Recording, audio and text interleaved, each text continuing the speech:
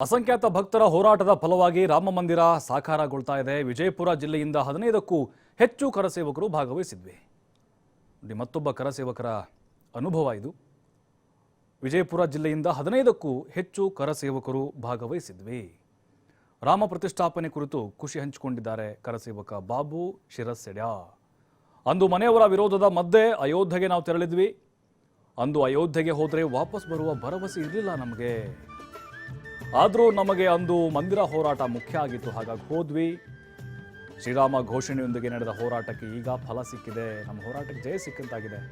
ಅಸಂಖ್ಯಾತ ಭಕ್ತರ ಹೋರಾಟದ ಫಲವಾಗಿ ರಾಮ ಮಂದಿರ ಸಾಕಾರ ಆಗ್ತಿದೆ ಅನ್ನುವಂತಹ ಅನುಭವದ ಮಾತನ್ನ ಹೇಳಿಕೊಂಡಿದ್ದಾರೆ ಕರಸೇವಕರು ಬಾಬು ಶಿರಸೆಡ್ಯಾ.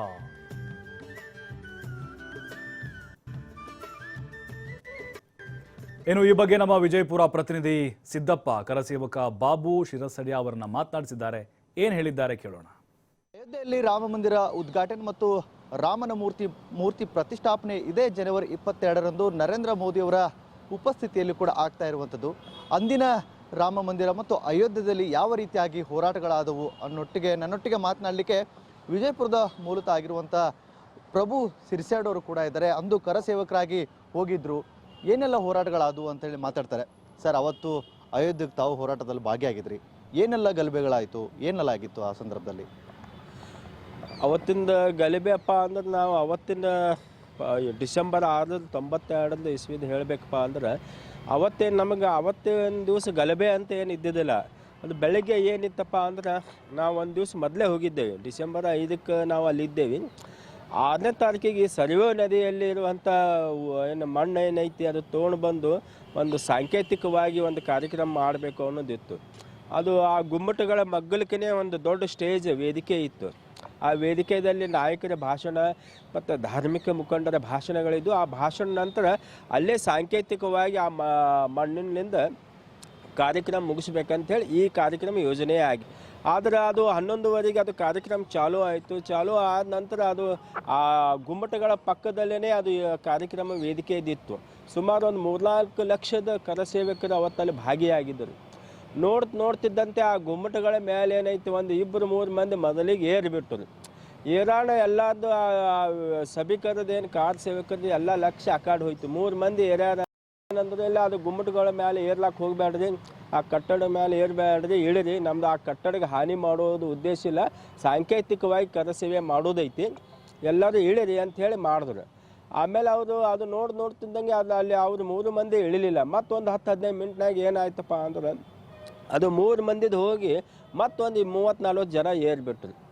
ಅವ್ರಿಗೂ ಇಳಿ ಅಂತಂದ್ರೆ ನಮ್ಮದು ಅದು ಕಟ್ಟಡ ಏನೈತಿ ಧ್ವಂಸ ಮಾಡುವಂಥದ್ದಿಲ್ಲ, ಬರೀ ಕರಸೇವೆ ಮಾಡೋದೈತಿ, ಸಾಂಕೇತಿಕವಾಗಿ ಮಾಡೋದೈತಿ, ನಾವು ಕಾನೂನು ರೀತಿಯಿಂದ ತಗೊಳ್ಳೋಣ ಅಂಥೇಳಿ ಅವತ್ತಿನ ವೇದಿಕೆ ಮೇಲೆ ಲಾಲಕೃಷ್ಣ ಅದ್ವಾನಿಯವರು ಇದ್ದರು, ಉಮಾ ಭಾರತಿ ಇದ್ದರು, ಸಾಧ್ವಿ ರಿತಾಂಬರ ಇದ್ದರು, ಅಶೋಕ್ ಶಿಂಗಾಲ್ ಇದ್ದರು, ಸಂಘದ ಹೊವೆ ಶೇಷಾದ್ರಿಗಳಂಥೇಳಿ ಅವರಿದ್ದರು. ಇಷ್ಟೆಲ್ಲ ಮಂದಿ ವಿನಂತಿ ಮಾಡಿದ್ರೆ ಅದು 20-30 ಆಗಿದ್ದು, ಮುಂದೆ ಅದು 100 ಮಂದಿ ಆಯ್ತು ಆ ಗುಮ್ಮಟ ಮೇಲೆ.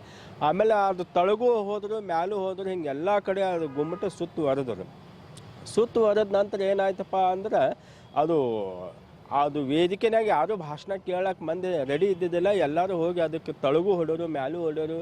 ಹಿಂಗಾಗಿ ಅದು ಅದಕ್ಕೆ ಒಂದು ಸಣ್ಣ ಏನು ಅನ್ನದ ಕಾಳಿಗೆ ಒಂದು ಸುತ್ತಮುತ್ತ ಹೇಗೆ ಇರಿಬಿ ಇದು ಕೂಡ್ತಾವಲ್ಲ ಹಂಗೆ ಅದು ಆಯಿತು. ಅದು ಎಲ್ಲಿ ಪರಿಸ್ಥಿತಿ ಹ್ಯಾಂಗೆ ಹೋಯ್ತಪ್ಪ ಅಂದ್ರೆ ಮ್ಯಾಲೂ ಹೊಡೆಯೋರು, ತಳಗೂ ಹೊಡೆಯೋರು, ಮಗ್ಗಲ್ಗೂ ಹೊಡೆಯೋರು, ಮ್ಯಾಲಿನವ್ರು ತಳಗೆ ಬೀಳಾಕತ್ತರು. ಆಮೇಲೆ ಆ ವೇದಿಕೆ ಹ್ಯಾಂಗೆ ಇದು ಮಾಡ್ಲಾತ್ತದಂದ್ರೆ ಅದು ನೀವು ಮ್ಯಾಲೂ ಹೊಡ್ಲಾತ್ತೀರಿ, ತಳಗೂ ಹೊಡ್ಲಾತ್ತೀರಿ, ಅಟ್ಲೀಸ್ಟ್ ಮ್ಯಾಲಿನವ್ರು ತಳಗರೆ ಇಳಿರಿ, ತಳಗೂ ಹೊಡೆದ್ರೆ ಇದು ಹಾಕಿದ್ದು ಅಂದ್ರೆ ಯಾರೂ ಕೇಳ್ತಿದ್ದಿಲ್ಲ. ಹಾಗೆ ಏನಪ್ಪ ಅಂದ್ರೆ ಅದು ಕಟ್ಟಡ ಹೊಡಿಲಕ್ಕೆ ಚಾಲೂ ಮಾಡಿದ್ರು. ವಿಶೇಷ ಅಂದ್ರೆ ಅದು ವಿಚಿತ್ರ ಅಂದ್ರೆ ಯಾರ ಬಳಿ ಆಯುಧಗಳು ಇದ್ದಿದ್ದಿಲ್ಲ. ಯಾಕಂದ್ರೆ ನಾವು ಕರಸೇವಕರು ಖಾಲಿ ಬರೀ ಒಂದು ಭಗವಾ ಶಲ್ಯ ಹಾಕ್ಕೊಂಡು ಭಗವಾ ಜೆಂಡ ಹಿಡ್ಕೊಂಡು ಹೋದವರು. ಆದರೆ ಅಲ್ಲಿ ಕೈಗೆ ಏನು ಸಿಗ್ತೈತಿ ಅತ್ತಲೇ ಕೈಲೇನೂ ಹೊಡೋರು, ಕಲ್ಲಿಲಿ ಹೊಡೋರು, ಹಿಂಗೆಲ್ಲ ಮಾಡಿ ಅದು ಸುಮಾರು 11-12ಕ್ಕೆ ಸ್ಟಾರ್ಟ್ ಆದಂಥದ್ದು ಸುಮಾರು 5 ಗಂಟೆ ತನಕ ಏನಪ್ಪ ಅಂದ್ರೆ ಅದು ಪೂರ್ಣ ಏನಾಯಿತು, 3 ಗುಮ್ಮಟಗಳಿದ್ದು 3 ಗುಮ್ಮಟ 5 ಗಂಟೆ ತನಕ ಅದು ನೆಲ ಸಮವಾಗಿತ್ತು. ಈಗ ಜನವರಿ 22ರಂದು ಉದ್ಘಾಟನೆ ನಡೀತಾ ಇದೆ. ಕರಸೇವಕರಿಗೆ ಏನಾದರೂ ಆಹ್ವಾನ ಬಂದಿದೆಯಾ ಹೇಗೆ ಅಂತ? ನಮ್ಮ ಕರಸೇವಕರ ಅಂಥೇಳಿ ನಾವು ಆಹ್ವಾನ ಏನು ಹಾಗೇನು ಬಂದಿಲ್ಲ. ಆದರೆ ಸಂಬಂಧಪಟ್ಟ ಕೆಲವೊಂದು ಹಿಂದೂ ಸಂಘಟನೆಗಳು ನನಗೆ ಸಂಪರ್ಕ ಮಾಡಿದ್ದಾರೆ. ಅವರು ಈ ಸದ್ಯಕ್ಕೆ ನಿಮ್ಗೆ ಜನವರಿ 22ಕ್ಕೆ ಲಿಮಿಟೆಡ್ ಮಂದಿಗೆ ಆಹ್ವಾನ ಐತಿ. ಆದರೆ ಫೆಬ್ರವರಿ ಮಾರ್ಚ್ ಒಳಗೆ ನಿಮಗೆ ವಿಶೇಷವಾಗಿ ಕರಸೇವಕರಿಗೆ ಅಲ್ಲಿ ಕರಸೇವಕರಿಗೆ ಕರೆಸಿ ಪ್ರಧಾನಮಂತ್ರಿನೇ ಬಹುಶಃ ಅವರೇನು ಅನ್ಆಫಿಷಿಯಲಿ ಹೇಳಿದ್ರೆ ಪ್ರಧಾನಮಂತ್ರಿನೇ ನಿಮ್ಮ ಜೋಡಿ ಒಂದು ಸಲ ಸಂವಾದ ಮಾಡೋರು ಇದ್ದಾರೆ, ಚಹಾ ಕೂಟದ ಥರ ಹಿಂಗೆ ಅವರು ಹೇಳಿದ್ದಾರೆ. ಅದು ಏನೇನು ಆಕೈತಿ ಮುಂದೆ ನೋಡ್ಬೋದು. ಇದಿಷ್ಟು ಏನಂದರೆ ಅಯೋಧ್ಯೆಯಲ್ಲಿ ನಡೆದಿರುವಂಥ ಏನು ಕರಸೇವಕರ ಹೋರಾಟ ಏನಿತ್ತು, ಹೋರಾಟದಲ್ಲಿ ಯಾವ ರೀತಿಯಾಗಿ ಹೋರಾಟವನ್ನು ಮಾಡಿದ್ವಿ, ಪ್ರತಿ ಹೋರಾಟವನ್ನು ಎಳೆಯಾಗಿ ಕೂಡ ನಮ್ಮೊಟ್ಟಿಗೆ ಬಾಬು ಅವರು ಕೂಡ ಹಂಚ್ಕೊಂಡಿರುವಂಥದ್ದು. ಕ್ಯಾಮ್ರಾ ಪರ್ಸನ್ ಶ್ಯಾಮ್ ಜೊತೆ ಸಿದ್ದು TV5 ವಿಜಯಪುರ.